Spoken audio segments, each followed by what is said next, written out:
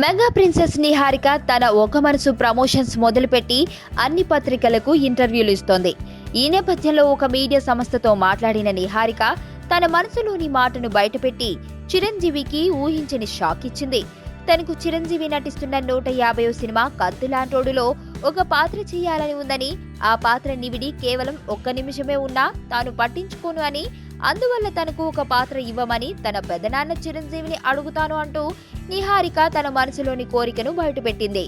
ఇప్పటికే రామ్ చరణ్, అల్లు అర్జున్, వరుణ్ తేజ్, సాయి ధరమ్ తేజ్లు చిరంజీవి 150 సినిమాలో నటించాలనే తమ ఉద్దేశ్యం బయటపెట్టడమే కాకుండా ఈ దశగా ఈ మెగా యంగ్ హీరోలు అంతా తమ వంతు ప్రయత్నాలు చేస్తున్నారు. ఇప్పుడు ఈ లిస్టులో నిహారిక కూడా చేరిపోవడంతో దర్శకుడు వినాయక్ కు మరో తలనొప్పి ఎదురైంది అనుకోవాలి. అయితే వీరందరి కోరికను తిరస్కరించలేక వినాయక్ వీరి కోసం చిన్న చిన్న ప్రత్యేక పాత్రలను సృష్టించడమే చూడాలి. ఈ వార్తలు ఇలా ఉండగా, హీరో నాగశౌర్య తన అలకను వీడి ఈ సినిమా ప్రమోషన్స్ ను నిన్నటి నుండి మొదలుపెట్టాడు. అయితే ఆశ్చర్యం కలిగించే ట్విస్ట్ ఏంటంటే, నిహారిక ఇంత పట్టుపట్టి తన ఒక మనసును చాలా గట్టిగా ప్రమోట్ చేస్తున్నా సామాన్య ప్రేక్షకులలో ఈ సినిమా పట్ల ఇంకా హైక్ రాకపోవడం ఈ సినిమా నిర్మాతలను కలవరపెడుతుందని టాక్.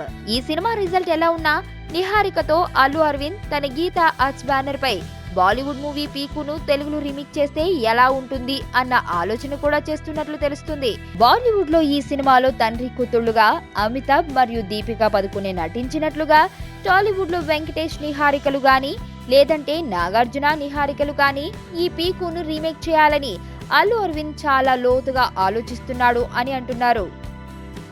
అయితే ఒక మనసు సినిమా రిజల్ట్ తరువాత ఈ ఆలోచనపై ఓ క్లారిటీ వచ్చే అవకాశం ఉంది అని అంటున్నారు.